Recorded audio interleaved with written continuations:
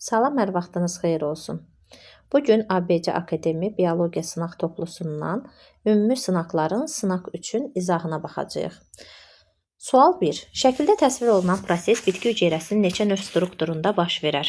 Təbii ki, DNT-yə bitki hüceyrəsində xloroplastda, mitoxondrida və nüvənin tərkibində rast gəlinir və DNT-də məlumat RNT-nin yaranması prosesinə transkripsiya deyilir. Hər 3 növ strukturun tərkibində transkripsiya prosesi gedir. Məlumat RNT-si DNT-nin üzərindən sintez olunmuş olur. Və cavab variantımız 3C variantı olacaq. Cümləni tamamlayın. Kista. Kista bilirik ki, epitelinin xoşxəssəli şişinin adıdır. PAK, papilloma adenoma kista, epitel toxumasının xoşxəssəli şişidir. Amma bədxəssəli şişi isə karsinoma idi. D variantı. Eyni şeyin vərəqindən başlanğıc götürübdür. Xorda endoderma, epidermis ektoderma. Eyni deyil. Duyğu reseptoru ektoderma, mezoderma. Eyni deyil. Derma əzələlər, derma, mezoderma, əzələlər, mezoderma. Deməli, cavabımız C variantıdır. Qalxana bənzər vəzi endoderma, böyrəklər mezoderma, qan damarı mezoderma, qaraciyər isə endoderma. Ona görə burada cavab C variantıdır. Çiçəkli bitkinin hansı orqanının bəzi hüceyrələrində bölünmə zamanı xromosomlar ekvator xətti boyunca 2 cərgədə düzülür. Yəni ki, 2 cərgə şəklində düzülmüş olur. Bu daha doğrusu belə göstərsək daha doğru olar. 2 cərgədə düzülmüş olur hüceyrənin daxilində. Bu şəkildə ekvator xəttində 2 cərgədə düzülür. Bu meyoz prosesinin getdiyini söylüyor. Meyoz prosesi də çiçəkli bitkinin dişiciyində, yumurtalığın içərisində getdiyini bilirik. Ona görə də cavab C variantıdır. Cədvələ əsasən XY ifadəsinin qiymətini tapın. Bizdə sinir toxumasının müəyyən sahəsində aksonsuz hüceyrələrinin sayı, yəni peyk hüceyrələrinin 1200 olduğu verilibdir. Sinir toxumasının bu sahəsində olan neyronların sayını tapmaq üçün peyk hüceyrələrindən 10 dəfə az olduğunu bilirik və 1200-i 10-a böldükdə 120 dənə neyron sayı tapırıq. Və sinir toxumasının bu sahəsində olan bütün hüceyrələrin sayı neyron plus peyk hüceyrə sayı, yəni 1320-yə bərabər olduğunu bilirik. Və bizdən x plus y-in cəmini tap deyirsə, x-inin cəmi 1440 A variantına bərabərdir. 2 heterozigot boz ada dovşanlarının, yəni böyük C, kiçik C, böyük A, kiçik A çarpazlaşır böyük C, kiçik C, böyük A, kiçik A çarpazlaşması nəticəsində əmələ gələn fərdlərin bir əlamətə görə heterozigot olan fərdlər yaşama qabiliyyətinə malik olmazsa, sağ qalan fərdlərin fenotip nisbəti necə olar? Gəlin əvvəlcə yazaq ki, genotip nisbəti necə idi? 4, 2, 2, 2, 2, 1, 1, 1, 1 şəklində düzsək, belə düzəcəyik. 4 dənə heterozigot olur, yəni boz rəngdə qeyd edirəm bura. 2 dənə də olanda bir heterozigotluq müşahidə olunur, digər tərəf homozigot olur, ona görə böyük C, kiçik C, kiçik A, kiçik A, böyük C, kiçik C, böyük A şəklində qeyd edərəm. Digər tərəfə kiçik C, kiçik C, böyük A, kiçik A, böyük C, böyük A, kiçik A şəklində.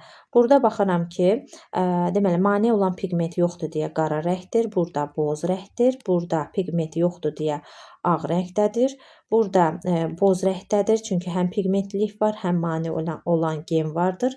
Birlərdə isə genotip hər tərəfi homozigot olanlar olacaq. Kiçik C, kiçik C, böyük A, kiçik C, kiçik C, kiçik A, böyük C, kiçik A və böyük C, böyük A şəklində olacaq.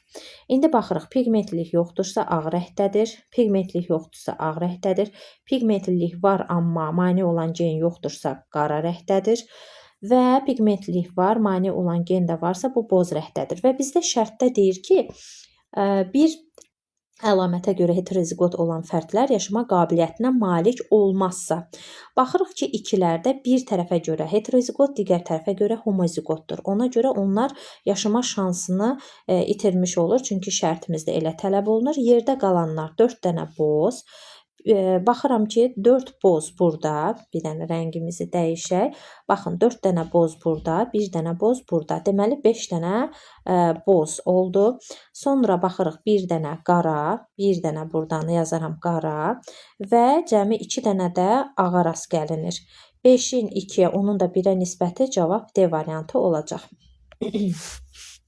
7-ci sual. Aşağıda göstərilən qrafiklərə əsasən baş verən proseslərdən hansı bütün canlılara aid edilə bilər? Cavablardan baxanda diqqətimi B variantı çəkir. Amin turşularının miqdarı get-gedə azalır, amma zülalın miqdarı artır. Bu ribosomdan xəbər verir və ribosomlarda bilirsiniz ki, sərbəst amin turşulardan zülal sintezi getmiş olur. Ribosom ən qədim orqanoiddir. Ona görə ki, həm bakteriyalarda və digər qalan 3 aləmin üçündə də rast gəlinir. Həm bakteriya, heyvan, göbələk, bitki, yəni 4 aləmin 4-ündə də rast gəlinir. 8-ci sual. 8-ci suala baxaq. 8-ci sualda nə deyilir? Baxaq. Dəqiqə.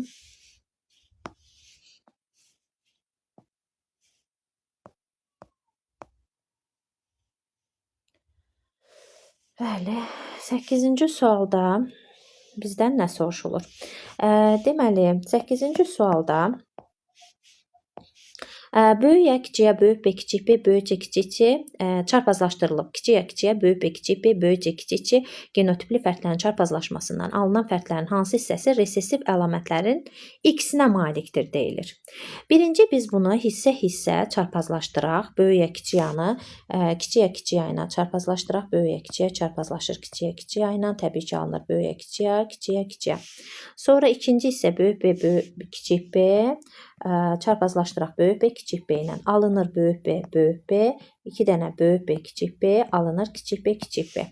Növbəti dəfə çarpazlaşdıraq C-ləri. Baxaq, növbəti dəfə C-ləri çarpazlaşdırdıqda böyük C, kiçik C çarpazlaşır böyük C, kiçik C. Buradan da böyük C, böyük C. 2 dənə böyük C, kiçik C, kiçik C, kiçik C alınır. Və deyir ki, bu genotipli fərqlərin çarpazlaşmasından alınan fərqlərin hansı hissəsi resessiv əlamətlərin ikisinə malikdir? Belə deyək, əgər biz A-nı birinci hissə, B-ni ikinci hissə, C-ni üçüncü hissə kimi qeyd etsək, biz belə bir uyğunlaşdırma aparaq ki, əgər belə deyək, birinci və ikinci hissədən, yəni birinci və ikinci genlərin çarpazlaşmasından resessivləri götürsək, 1 və 2-ni qruplaşdırarıq, 2 ilə 3-cü hissəni qruplaşdırarıq, yəni B ilə C-nin resessivlərini bir yerə X-inə malik edərik. Sonra 1 ilə, yəni böyük A, kiçik A-dan olan resessivi 3-cü hissə ilə qruplaşdırarıq. Və baxaq ki, digər hissəni isə dominant kimi götürərik ki, fərqlər resessiv əlamətlərin X-inə malik olsun. İndi baxaq. Baxırıq ki, birinci hissə A-dan söhbət gedir. A-da baxırıq, resessiv əlamət əgər 2 fərq varsa, onun biri kiçik A-ya malikdir. Ona görə yazıram 2-də 1 vurulsun. İkinci hissə B idi. B-də baxıram ki, resessiv əlamət 4 dənə fərq varsa, onun 4-də 1-i kiçik B-yə malikdir. Vuraram 4-də 1-ə.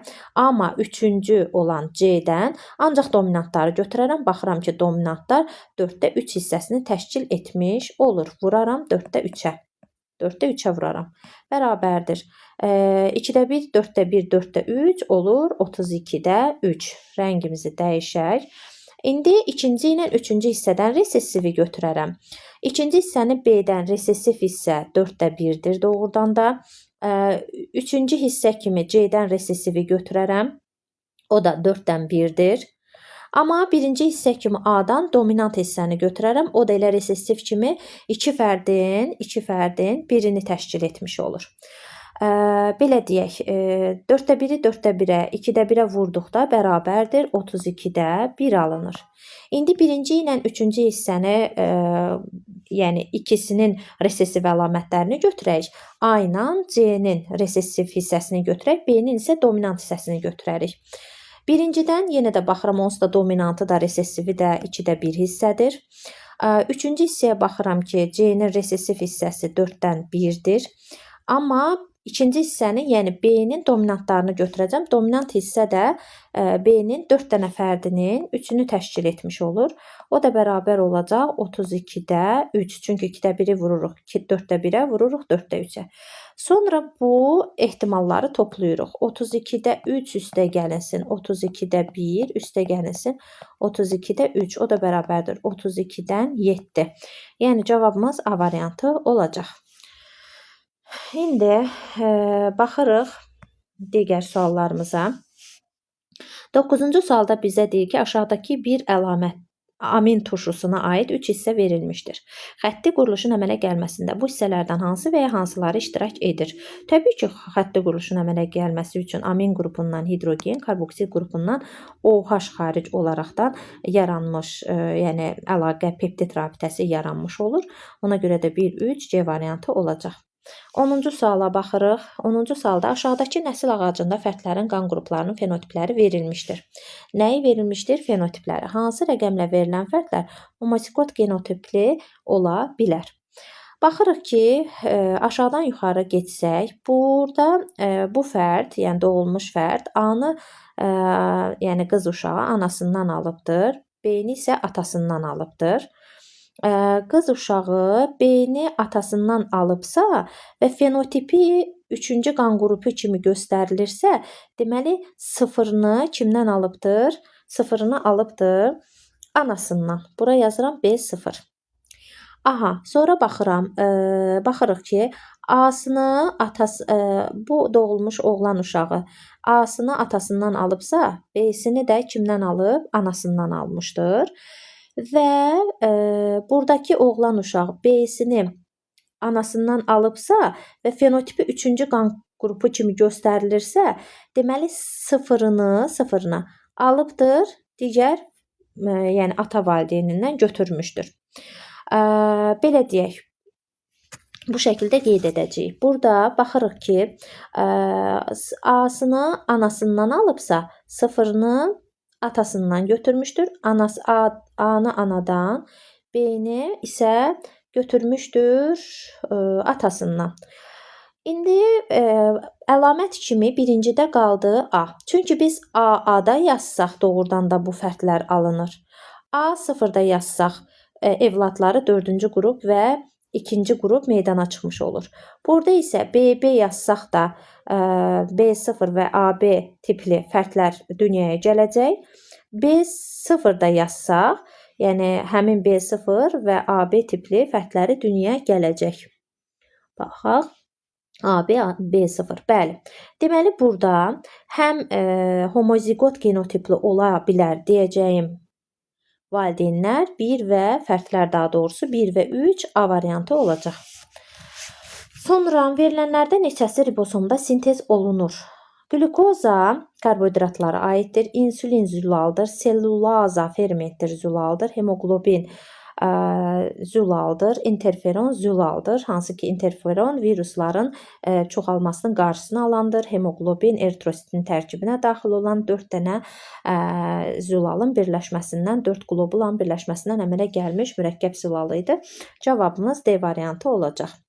12-ci sual. Orqanizmlərin mühitə uyğunlaşmasının hansı forması maddələr mübadiləsinin özünü tənzimləmə mexanizmi, enerjinin çevrilməsi hesabına orqanizmin qorunub saxlanmasını təmin edir? Bu 11-ci sinif kitabında da yazılmışdır. Bu fizioloji, yəni enerjinin çevrilməsi və maddələr mübadiləsinin özünü tənzimləmə mexanizmi aiddir fizioloji. Fiziolojiyada başqa nə deyilirdi? Məsəl üçün yarasalar qışda yuxuya gedir ki, maddələr mübadiləsini tam sürətini aşağı salsın.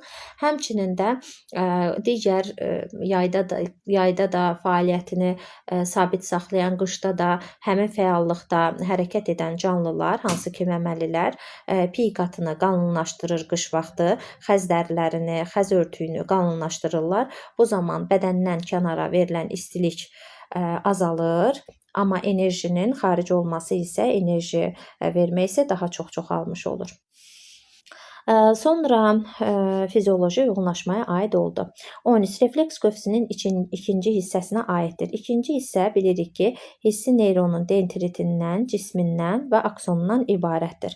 Baxırıq burada, elə cavab hissi neyronun dendriti olacaq. Çünki hissi neyronun cismi, hissi neyronun dendriti, hissi neyronun aksonu hər üçündən birini götürmək olar. Cavab A variantıdır. Elektrokardioqraf cihazı ilə təbii ki, orqanizmlərdə bir çox orqanlarda elektrik impulsları zəif də olsa ötürülür. Buna əsasən cihazlar kəşf edilmişdir. Biri də ürəyin biocəryanları hesabına ürəyin biocəryanlarını öyrənmək üçün elektrokardioqrafiya cihazı kəşf edilmişdir. Bir neyronun daxilində biz bilirik ki, neyron cisimdən qısa çıxıntılardan və uzun aksondan təşkil olunmuşdur. Bu neyronun daxilində hansı istiqamətdə sinir impulslarının ötürülməsi mümkündür? Təbii ki, dendritdən cismə aksona şəklində olmalıdır. Aksondan dendritə olmamalıdır. Cisimdən dendritə olmamalıdır. Amma cisimdən aksona doğrudur. Və sonra aksondan cismə olmamalıdır. Ona görə 15-də D variantı olacaq. Doğru cavabı tapın. Xloroplastda bir stromasında hazırlanan zülal stoplazmaya keçə bilməz. Bu fikir əslində doğruydur, amma çox yazıldığına görə səhvdir. Tərkibində 3 makroiqlik rabitə yox, 2 makroiqlik rabitə olan maddə sintez edir fikri olmalı idi. 2-yə plus qoyub deyə əslində 3 yazdığına görə səhvdir. Deməli bu fikir səhvdir. 3 qeyri-üzvü maddədən üzvü maddə sintez edə bilmir, əslində edir olmalı idi. 3-ə plus yazıb deyə təsdiqləyir deyə səhvdir, fikir səhvdir. 4 tərkibində 8 növ nukleotiddə rast gəlinər fikri doğrudur, amma burada çıx yazıb deyə yanlışdır. 5-ə baxırıq ki, burada müsbət yazılıb, fikri təsdiqləyir. Yalnız bitkilər aləminə aid canlıların hüceyrəsində olur fikri doğrudur. Plusda qoyduğuna görə doğrudur. Marfan sindromu bilirik ki, autosom dominant tipli xəstəliklərə aiddir. Baxaq cavablardan. Autosom xromosom strukturunda baş verən dəyişikliklərlə bağlıdır. Resessiv genlərinə əlaqəlidir, yanlışdır. Genom mutasiyasıdır, yanlışdır. Burada xromosomda artım olmur. Dominant genlə əlaqədardır, doğrudur. Cinsiyyət ilişiklik keçir, səhvdir. Cavab A variantıdır. Aşağıdakı şəkildə insan qaraciyərinə aid damarlar nömrələnmişdir. Qaraciyər venası göstərilib, qaraciyər qapı venası, qaraciyərin arteriyası göstərilmişdir. Sağlam bir insan karbohidratla zəngin qida yedikdən sonra təbii ki, 3-də qlükoza daha artıq miqdarda olacaq. Qaraciyərlə əlaqəli olan damarların içərisindəki qan haqqında hansı fikir söylənə bilər? Qlikozanın miqdarı yazıb 1-də daha çoxdur, xeyr 3-də daha çox olacaq. Bilirik ki, sidik cövhəri qaraciyərdə yaranır, böyrəkdə təmizlənir. Sidik cövhərinin miqdarı 1-də daha çoxdur dediyinə görə 2-dən daha çoxdur. Bu fikir doğrudur. Karbon qazının miqdarı görürük ki, 2-də qırmızı arteriya damarı verilmişdir. Al qırmızı rəngdədir. Oksigenlə daha zəngindir, yanlışdır. Oksigenin miqdarı 1-də gördüyünüz kimi qaraciyər venası verilibdir, əksinə çox deyildir. Zəhərli maddələrin miqdarı 1-də niyə çox olsun ki? Çünki 1-də qapı venası ilə daxil olan qan toksinlərdən, zəhərli maddələrdən təmizlənib çıxıbdır. Ona görə bu da doğru deyil, B variantıdır. Erkək qıjı haqqında verilən fikirlərdən hansı doğrudur? Cinsi nəsli spordan başlanğıc götürür. Bəli, protalı haploid spordan başlanğıc götürür. Yetkin fərdi üzərində qamet əmələ gəlir fikri yanlışdır. Düzəlti protal üzərində yaranır. Yerüstü gövdəsində spiralvari burulmuş. Yerüstü gövdəsi dediyinə görə yanlışdır. Çünki onun yerüstü gövdəsi olmur. Kök sisteminə əlavə və yan köklər daxildir fikri doğrudur. Dişi fərdinin yarpaqlarının alt hissəsində sporangilər inkişaf edir. Bunların dişisi erkəyi olmadığına görə bu fikir yanlışdır və cavabımız 1-4 D variantı olacaq. 20. Aşağıdakı insanın bioritmi göstərilmişdir. Verilənlərdən hansı melatonin hormonunun funksiyasını göstərir? Bilirik ki, burada 9-cu sinif kitabında baxsaz melatonin göstərilmişdir. Burada iş qabiliyyəti göstərilmişdir. Bura baxsaq arterial təzyiq göstərilmişdir. Burada ürək döyüntüsü fikir verirsinizsə, ürək döyüntüsünə arterial təzyiq eyni tənzimlənmiş olur. Burada isə bədən temperaturu göstərilmişdir. Bədən temperaturu sonra bu şəkildə göstərilmişdir. Sonra baxırıq, təbii ki, cavab burada Y variantı olacaq. 21-ci sualda cədvələ əsasən X çıxılsın, Y ifadəsinin qiymətini tapın. Payızda ayrıcinsiyyətli hidranın bədənində olan xarici qat hüceyrələrinin növ müxtəlifliyi ayrıcinsiyyətlidirsə qametlərdən biri yaranacağına görə tutaq ki, yumurta hüceyrə götürək. Digəri də rəzələ hüceyrəsi, aralıq hüceyrəsi, sinir hüceyrəsi. Deməli, nə dedik? Yumurta hüceyrəsi, dəri əzələ, aralıq, dalayıcı, sinir. 5 dənə belə olacaq. Daxili qat hüceyrələrinin növ müxtəlifliyi 2 dənə. Qamçılı həzm, vəzli həzm hüceyrələrinə ayrılacaq. X çıxılsın Y olduqda isə cavabımız 3-ə bərabər olacaq. Sporlar tipinin nümayəndəsidir. Sporlar tipinin nümayəndəsinə malyariya parazitini misal göstərə bilərik. Başlanğıc sayı 5 olan bakteriyadan əlverişli şəraitdə 80 fərd əmələ gəlmişdir. 80 fərddən 20 dəqiqə ərzində belə deyək də, geri qayıtsaq, geri qayıtdıqda 80 40-dan yaranmışdır. 40 20-dən yaranmışdır, 20 10-dan, 10 isə 5-dən yaranmışdır. Yəni ki, sonuncu bölünməyə bir bakteriyanın neçə fərdi məruz qalmışdır? Heç bunu etməyə də ehtiyac yoxdur. 80-i bölərik 5-ə, 16 edəcək. Burada bunu etməyə ehtiyac yoxdur. Çətin yolla getməyək. 80-i bölərik 5-ə, 16. Deməli, bir fərddən sonda 16 dənə fərd yaranmışdır. Təbii ki, 16 dənə fərd bir bakteriyanın neçə fərdi məruz qalmışdır deyirsə, sonuncu bölünməyə buradan geri qayıtdıqda 8 dənəsi bölünüb 16 dənəsi əmələ gəlmişdir. Cavab D variantıdır. Aramorfozlar nəticəsində hansı sistematik kateqoriyalar yaranır? Ən böyük taksonomik qruplar, kateqoriyalar şöbədir, tipdir, sinifdir, bu şəkildə yaranacaq. Yəni ki, cavabımız B variantıdır. Cədvələ əsasən X plus Y ifadəsinin maksimum qiymətini tapın. Çayxanı balığının onurğasında fəqərələrin sayı nə qədər olacaq? 42 dənə. Maksimum qiymət dediyinə görə 38 götürmürük, 42 ədəd götürürük. Göl qurbağasının onurğasında fəqərələrin sayı 9-dur, amma ümumilikdə sümük sayı 10-dur. Bildiyimiz kimi quyruq sümüyü sümükdür, fəqərə sayılmır. Ona görə də cavabımız 51-dir. Arterial qanı bilavasitə tənəffüs orqanından ürəyə qayıtmayan onurğalı heyvanlarda müvafiq olaraq doğru ardıcıllığı müəyyən edin. Burada söhbət balıqlardan gedir. Bilirik ki, yeganə balıqlardır ki, tənəffüs orqanından ürəyə qayıtmadan bədəni oksigenlə zənginləşdirmək üçün gedir. Digərlərində isə tənəffüs orqanından ürəyin sol tərəfinə gəlmiş olur. Balıqlarda da qan dövranının sayı 1-dir. Arteriyalarında dövr edən venoz və arterial qandır. Onurğa sütunu şöbələrinin sayı isə gövdə və quyruq hissələrinə bölünür. 1, 2, 2 şəklində C variantıdır. Hansı bitkinin yeraltı şəkil dəyişməsindən bilavasitə yan kök çıxar? Baxırıq ki, Georgin, təbii ki, Georgində əlavə və yan köklərinin şəkil dəyişməsindən əmələ gəldiyinə görə elə həmin yan köklərdə digər kök növlərindən çıxdığına görə Georgin, yəni soğan gülünü seçirik. Başlanğıc sayı 28 qaldı. Hansı bitkinin bir boğumunda olan yarpaqların sayı gicitkan bitkisinin bir boğumda olan yarpaqlarının sayından çoxdur?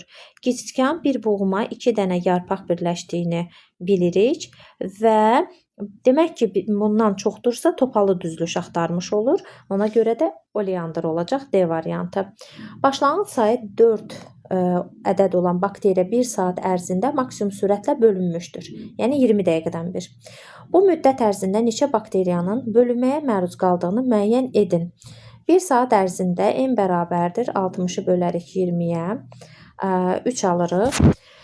NT bərabərdir 4 vurulsun 2 üstü 3-dən bərabər 4 vurulsun 8 bərabərdir 32 edər. Və başlanğıc bakteriya sayı 4 ədəd göstərilmişdir. NT çıxılsın N0 düsturunda əmələ gələn bakteriya 32, başlanğıc bakteriya sayı 4-dür. 32-dən 4 çıxdıqda isə 28 alınır. Yəni cavabımız D variantı olacaq. Hansı bitkinin tozlanma üsulu sxemdə göstərildiyi kimidir? Yəni çarpaz yolla gedir, çarpaz. Baxırıq ki, qarğıdalını niyə götürməliyik? Qarğıdalı da çarpaz yolla gedir, amma qarğıdalı bir cinslidir. Burada hal-hazırda iki cinsli ev çiçəklər göstərilmişdir. Hətta çiçəyinə baxsaq, çiçəkləri 2 qat yanlıqlıdır, amma qarğıdalıda 1 qat yanlıqlıdır. Noxudda öz-özünə gedir, buğdada öz-özünə gedir, pambıqda öz-özünə gedir. Amma albalı həm kasa yarpağı var, həm ləçəyi var, həm dişiciyi var, həm erkəkciyi var. Amma həşəratla çarpaz yolla tozlandığına görə burada C variantını götürəcəyik. Verilənlərdən hansılar bilavasitə ziqotdan başlanğıc götürə bilər? Qatır quyruğunun yaz zoğu verilib, bir də yay zoğu verilib. Bilirik ki, protalın alt hissəsində ziqot yaranan zaman ziqotdan birbaşa yay zoğu əmələ gəlmiş olur. Yay zoğu uzun müddət ehtiyat qida maddələrini kök yumsovunda toplayır. Qışa yaxın artıq yerüstü hissə məhv olur. Yaza yaxın isə kök yumsovun üzərindəki tumurcuqlardan yaz zoğu əmələ gəlmiş olur. Deməli, kök yumsovun üzərindəki tumurcuqlardan yarandı. Yetkin erkək qıjı protalın altında olan ziqotdan bilavasitə başlanğıc götürür. Qıjının protalı spordan başlanğıc götürür. Erkək quş mamırı isə sap şəkilli protalın, daha doğrusu protoneymanın üzərindəki tumurcuqlardan yarandığına görə onu da götürmürük. 2-3 cavabımız D variantı olacaq. Erkəkçiklərin sayı kəsə yarpaqlarının sayından 2 dəfə çox olan fəslərin nümayəndələrində. Söhbət paxlalılar fəsləsindən gedir. Ləçəyin 3-ü sərbəst, 2-si bitişik, erkəkçiklərin 9-u bitişik, 1-i sərbəst, dişicik 1-dir. Tozlanma yalnız çarpaz yolla gedir, fikri yanlışdır. Məsəl üçün, noxudlu, lobya da öz-özünə də gedə bilir. Kəsə yarpaqları bitişik olur, fikri doğrudur, digərləri isə yanlışdır. Kök hüceyrəsində 28 xromosom olan, yəni 2N bərabərdir 28. Çünki kök hüceyrəsi somatik hüceyrədir. Olan dişi bitkinin, buna yazıram dişi bitki. Və endosperm hüceyrəsində 27 xromosom olan bitkinin tovcuğu ilə.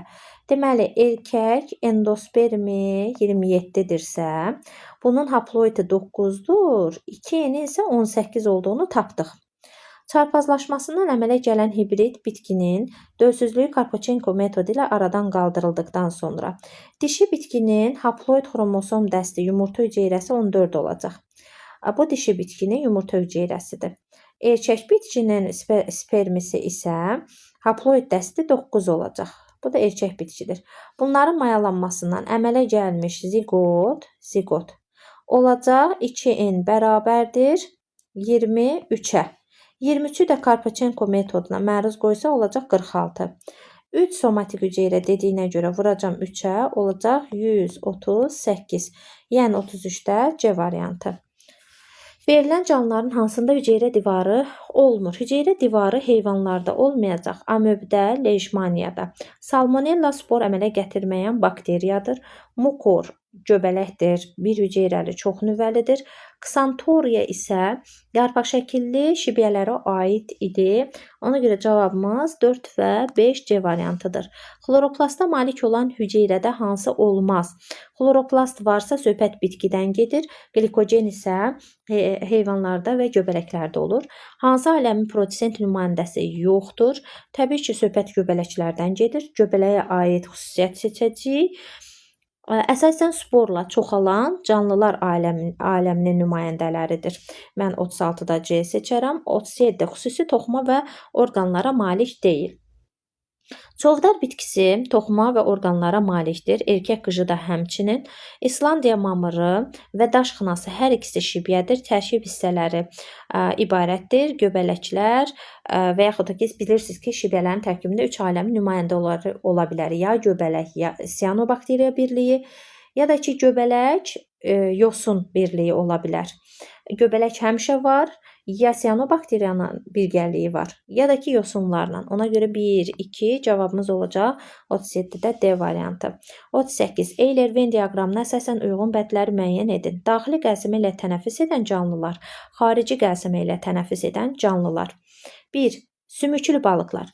Burada diqqət etməliyik ki, adətən sümüklü balıqların əksəriyyəti daxili qəlsəmə ilə tənəffüs edir. Amma latimeriya balığı, hansı ki buna ağciyər balığı da deyilir, iki tənəffüslü balıq da deyilir. Bunlar da xarici qəlsəmə ilə tənəffüs edən canlıdır, yalnız bu. Çünki biz xarici qəlsəmə ilə tənəffüs edən canlılara demişik ki, balıq sürfələri, iki tənəffüslü balıqlar və çömçə quyruğu demişik xarici qəlsəmə ilə tənəffüs edən canlılara. Bu iki tənəffüslü balıqlar da aiddir sümüklü balıqlara. Ona görə də sümüklü balıqları ortaya daxil edərik. Qığırdaqlı balıqlarda bilirik ki, daxili qəlsəmədir. Dərmağızlarda daxili qəlsəmədir. Çömçə quyruq xarici qəlsəmədir. Balıq sürfəsi xarici qəlsəmədir. 1-də 2, 3, 2-də 4, 5, 3-də isə 1 olacaq. Uyğunsuzluğu müəyyən edin. Anosmiya qoxu hissiyatından məhrum olmadır. Cavabımız A-dır. Qalanları doğrudur. Renit burun boşluğunun selikli qışasının iltihabıdır. Bəli, əvvəl açıq sarı, sonra isə yaşıl rəngdə seliyin axması ilə müşayiət olunur. Digərlərinin hamısı doğrudur. 40-cı suala baxsaq, sxema əsasən X, Y canlıları hansı ola bilər? X canlıları baxırıq ki, oksigen verir, qida maddəsi, yəni üzüm maddə hazırlayır. Demək ki, burada produsentləri seçəcəyik. Produsentlərimiz nə ola bilər? Xlorella ola bilər, hətta 12% günəş enerjisindən bilirik istifadə edir. İnçiçəyi ola bilər. Təbii ki, bunlar istehsal edəndirlər, istehsalçıdırlar. Və siyanobakteriya. Siyanobakteriya yeganə fotosintez edən bakteriya idi ki, onlar kənara da oksigen verirdilər. A, C, Y, D. A, C, Y, D cavabımız C olacaq. Digəri isə göbələk və istehlakçı isə Y canlısına aid olmuş olacaq. 40-da da cavabımız C.